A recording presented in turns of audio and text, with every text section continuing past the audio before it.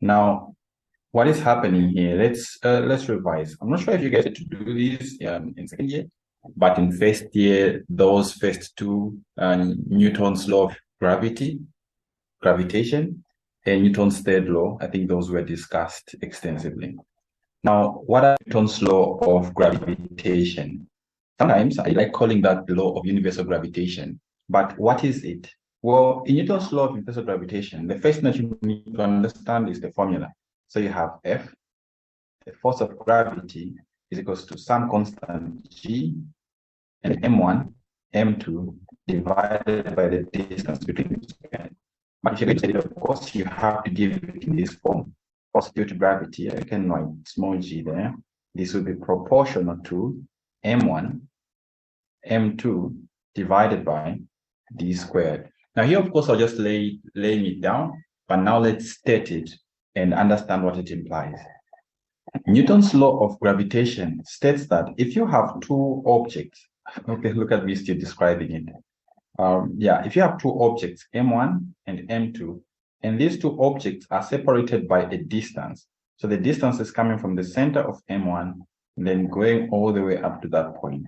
So if you have two objects and they are separated by a distance d, then the law of gravitation predicts that between these two objects, there will exist an attractional force. It will be attracting M1 towards M2 and M2 towards M1. So the attractional force is going to act both sides. So provided you have two masses, M1 and M2, there'll be an attractional force between those two masses, and that force will be proportional to the product of their masses, but it will be inversely proportional to the square of the distance between the two objects. How do you state it? I think I just have.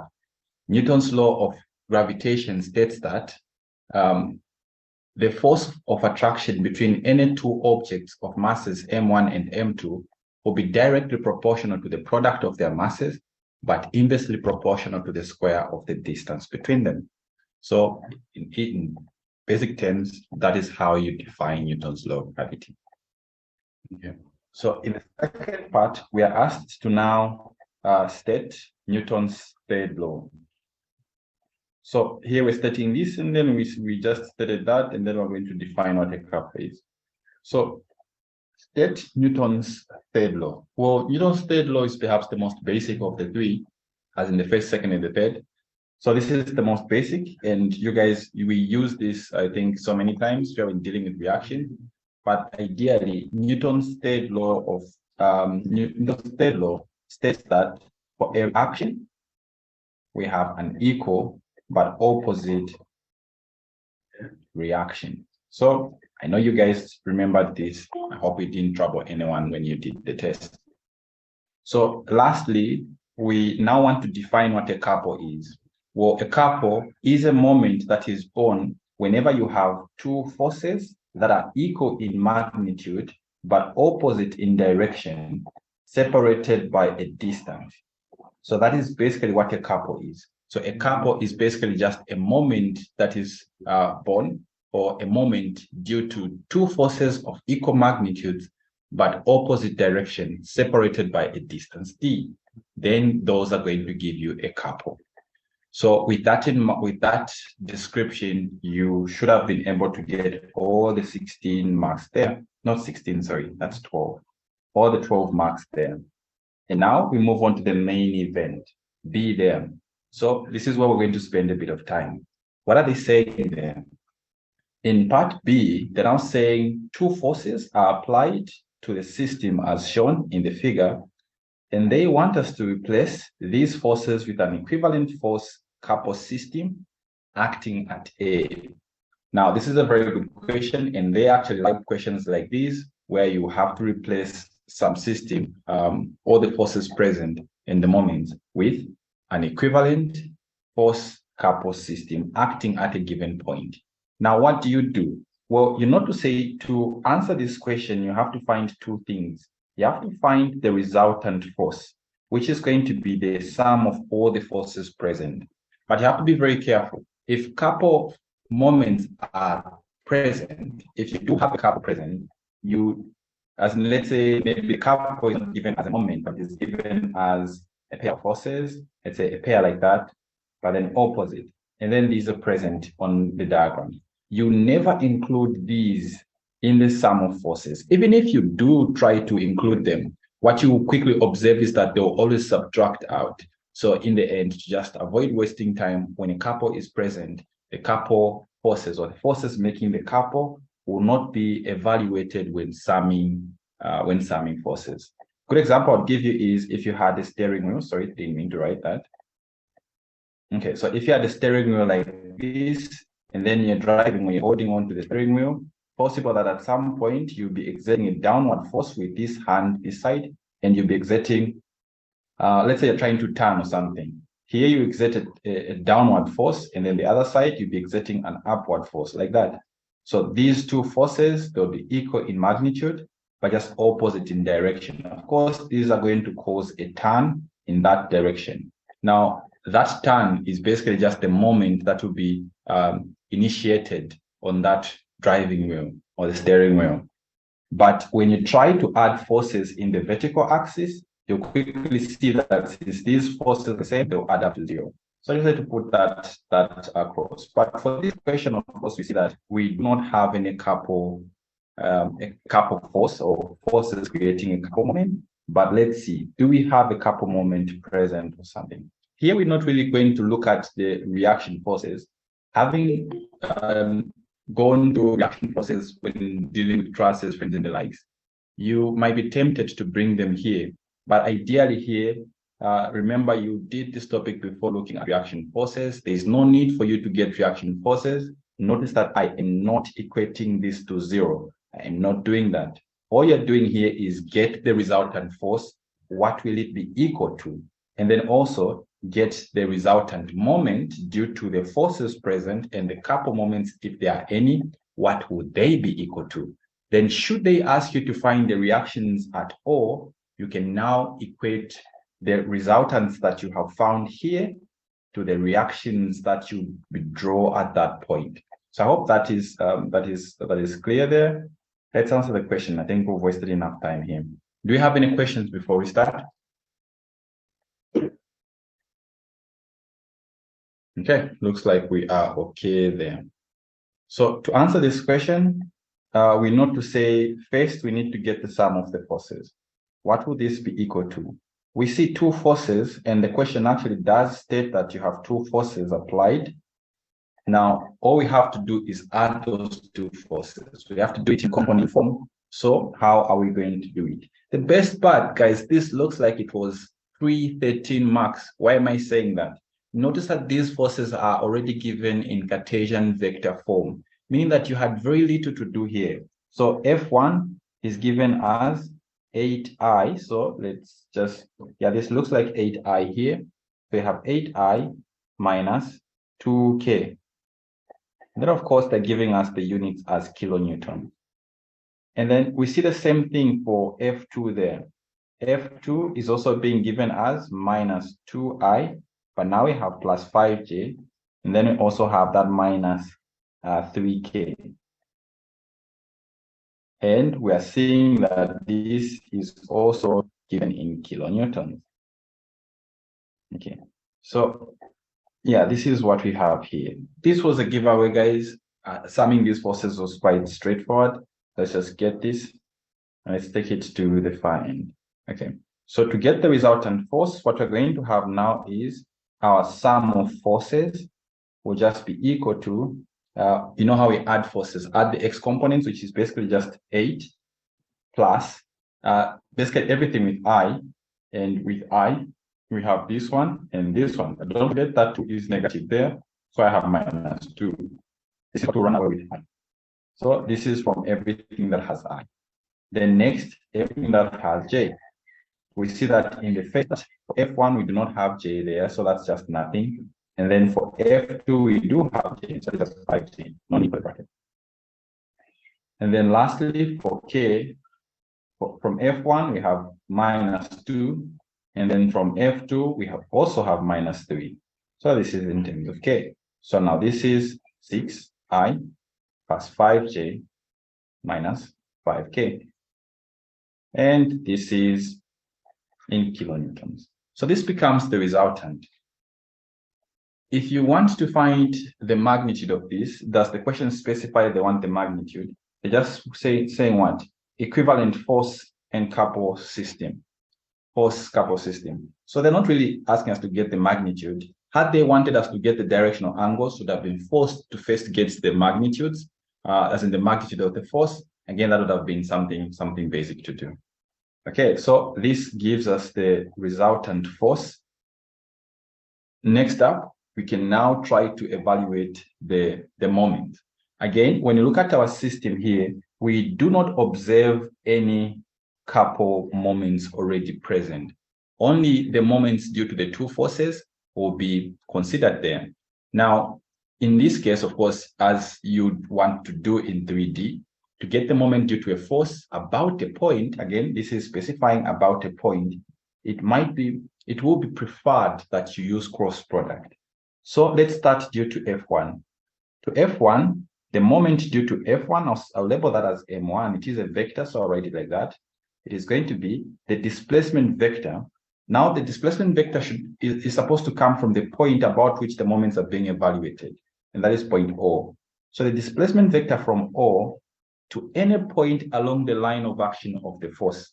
In this case, F1 is attached here, so we'll get a displacement vector that comes from O, coming down up to this point, and then it has to go up to O, again, up to that point where the force is. Again, I hope you're seeing that we've done more complicated questions. This was a giveaway. So this is crossing the force F1. So let's do that. We already have the force F1. Let's just get, this is O. I can label this as A, and I can label this point here as B, so I can say this is OA. So let's get what that ROA is. So you have ROA.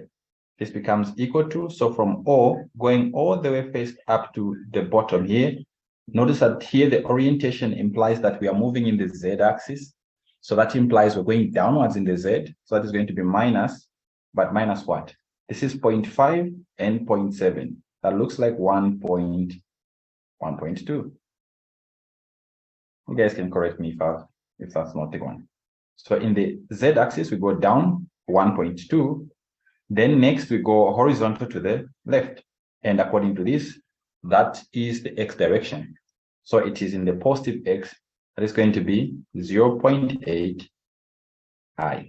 We do not have any displacement parallel to that direction, so that is going to be 0 in the Y direction. So this is just going to be the displacement.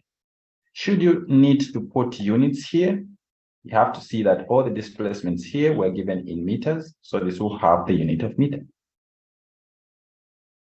So this concludes our displacement vector for that moment. All we have to do is now cross. So we already have the force, so M1 is now going to be equal to the displacement vector. Don't forget, order here matters. And this has to cross the force vector, F1. And again, that's 8 minus 2.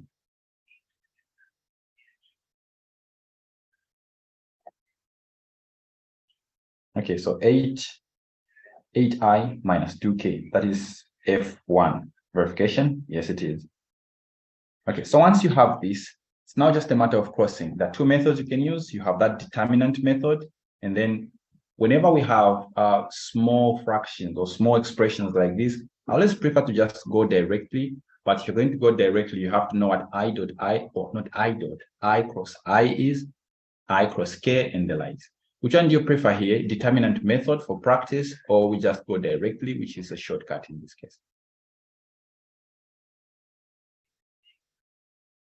Which is which?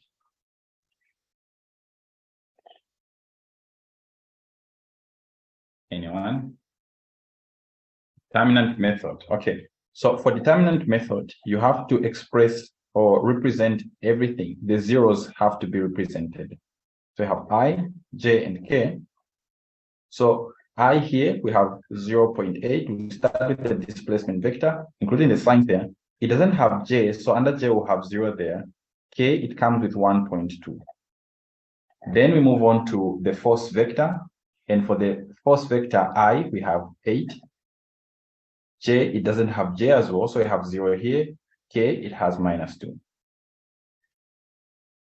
So we now get our displacement. Not our displacement, our determinant there. So we know that first we're going to keep I, then get the cross what remains. So this is going to be 0 times 0, 0 times 0. That is going to give us 0 there. So here we have 0. Then the next one, when we get J, we know to say for J, we always get it with a minus there. And then what are we going to have? Now for J, which determinant are we evaluating? Now we're going to hold this out and hold this out. We now have 0.8 multiplying -2. Is that 1.6 minus 1.6? You guys can correct me again. And then we have, this is 1. Yeah, then we have minus 1.2 by 8. What will this give us? This part? 9.6. 9.6. Okay. Then we have minus 9.6. The minus from this and this will make positive. So this is now just plus 9.6. Then addition of these will give us 6 will go. 9 will be knocked out once. Is that 8? Yes. So we get 8 there. Now we're going to K. So we're going to have plus K. But what are we seeing for K? So for K now, what are we holding out? So we're holding out this and this. So we're getting the determinant here. Again, this will give us 0. This will give us 0. So we're seeing a 0 there. In other words, here, M1 is just going to be -8J. This becomes the moment. The forces were in kilonewtons. The displacements were in meters. So that becomes the moment there. We now go out to determine M2. So what are we doing for M2? So same thing. M2, C is a vector, R cross F2. So the displacement is from O to B now. The displacement, notice that this one is even more straightforward. The force, of course, has a bit more parts, but the displacement is way too simplified. So that again, having described the determinant method, now just go with the direct method so that you get that as well. Displacement is only from O to B, vertically downwards along the Z, so it only has one component, and that is going to be downwards minus 0.5, and then we have K there. So that is everything, and this is in meters.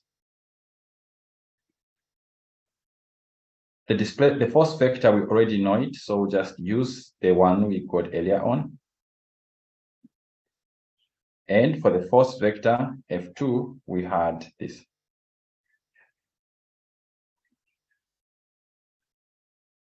So now we can cross them.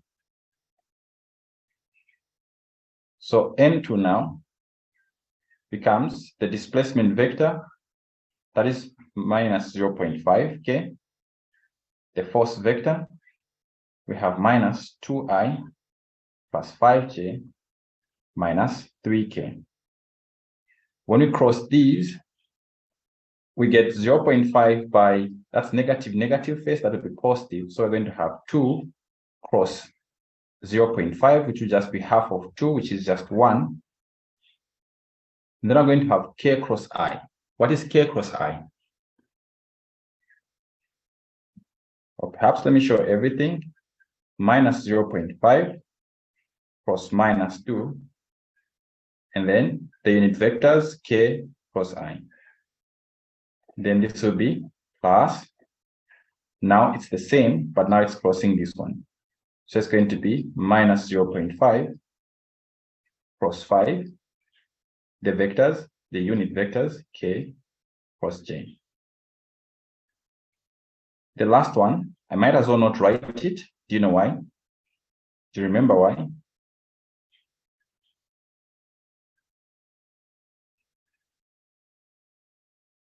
The last one, I might as well not write it. Do you remember why? Yes. Why? Equal 0. It will be 0. Why is that? To the K and K. Yes, because the cross product K cross K will always give us 0. So in cross product, when you cross similar unit vectors, you get a 0. In dot product, when you dot different unit vectors, you get a 0. So here, of course, the number part, this is going to give us 1. So only be left with K cross I. Then this part, it will be half of 5 to be minus 2.5. K cross J. And then this is half of minus 3. Of course, that is going to be plus face. It's going to be 1.5. Of course, as we say, this is a 0 here. So now how does it go? I cross J cross K, then repeat I once. When you're doing it like this, forward, you get the missing one, positive. J cross K, the missing one is I, and it will be positive. K cross I, the missing one is J, and it will be positive. This is K here. I cross J, the missing one is K, and it will be positive. The reverse of the same will give you negatives, meaning I cross K will give you negative J. K cross J will give you negative I. And then J cross I will give you negative K. So, hope you guys remember that. So, what does that imply? It now implies that this expression here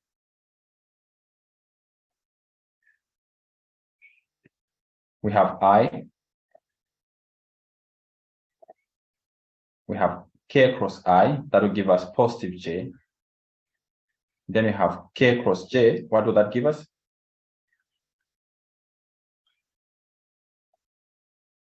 K cross J, what are we seeing?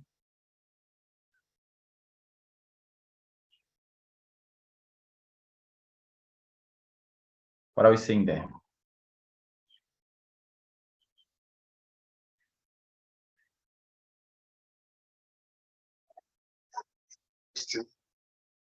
K cross J. Positive.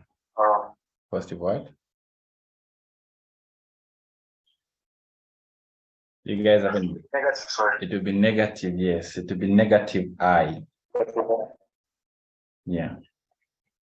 So yeah, this is basically what we're going to have. So that the final answer, this is going to be plus, so it will be 2.5 I, then plus J. This becomes M2. Okay, yeah, that is M2. Now we have M1 and M2, so we now just have to add them. This was M1. So of course the units here, it's also kilonewton meter. Now we just have to add these two to get the resultant.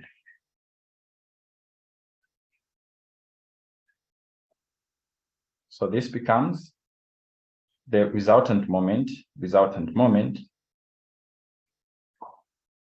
No need to add some stuff, put that resultant. This will be equal to, again, I can say resultant moment about O, or you can say moment about O resultant there. You can swap the R and the O, still be the same. If you just want to be certain, you can just write resultant moment about O, so that everyone knows what you're representing when you write that. So ideally, I'll just add these. I only appears here. This doesn't have I, so I'll have 2.5 I. J appears both places, so it's going to be plus, and then we're going to have J from M2 minus J from M1. We do not have K, so this is all we'll have. They both had the same units, that's why I just went directly to add them, and they'll have the same unit there. So the final answer, 2.5 I minus 7J, and the units kilonewton meter. So when representing this now, notice that in a typical setup, you'd have maybe a couple on the diagram. You'd have maybe something like, maybe somewhere here, they'll put some couple moment that they'll label like that, and then they'll tell you what it is. So if you had something like that, you'd have to add them. The overall resultant moment about O, I can say MR, resultant moment about O, this would be equal to the sum of all the couple moments present, meaning if you had one couple moment, that's just that one. But if you had a couple moment here, maybe another couple moment here, you'd have to add those couple moments as well. Then plus the sum of the moments about O. What does this represent? This represents what we were doing earlier, where we got the moment due to this force about O, then the moment due to this force about O as well, then add them. They'll give you this piece. Then this will be the moments due to the couples. When you add these, you get the overall moment about O for the system. So in terms of representation, you'd have to create a sketch for this diagram without these forces. So what would you do? You'd have to make something more like this. It's just a sketch, doesn't have to be perfect. You have this, or I can just do this. And then I have this one here.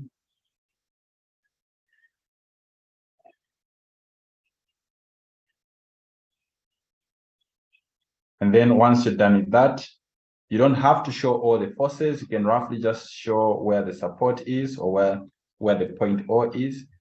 So I have my point O, it's here.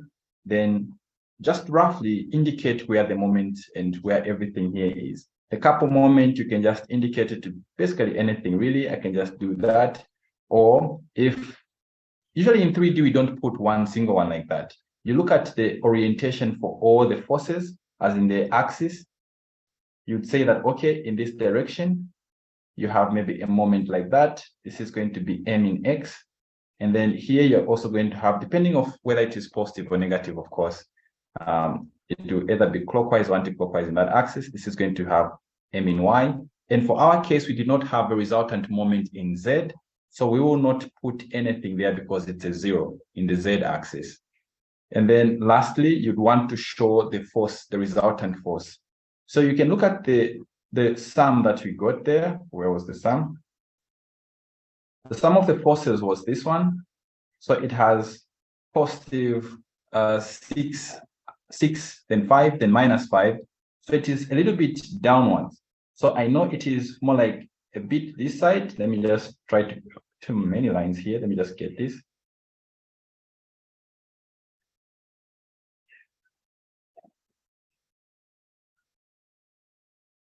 Okay. So basically it's like if what I have there is the x-axis like this, the y-axis like this, and the z-axis going vertically upwards, you can just try to write it as just one single line and then just represent it maybe as something that comes down like that, then not go like that. Something that comes more like this. But all that you're trying to show here is that in the x-axis, you're going positive. In the y-axis, you're also going positive. But in the z, you're going down. So we can place that it comes up to there. So this is going to be a force that runs like that. So that would be the direction of this force. It's just an estimation, really. All they wanted you to show was if a moment at O and a force at O. Just label them. This is going to be resultant force, and then indicate what it is, as in write the exact expression we got. And then for the moment here, I can give the individual components. Remember what we got for my, as in the y-axis, we had -7.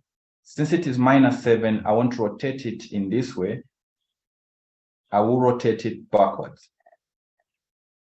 So this is going to be my, and this is basically just, if you're going to, I think just the minus indicates exactly where it is pointing, that it is in the other direction. So I'll say -7 kilonewton meter. And then for mx, the other side, mx, we have positive this. So we'll keep that, and this is going to be 2.5. And don't forget the units there. So this would have gotten you the 13 marks that they wanted. Any questions there?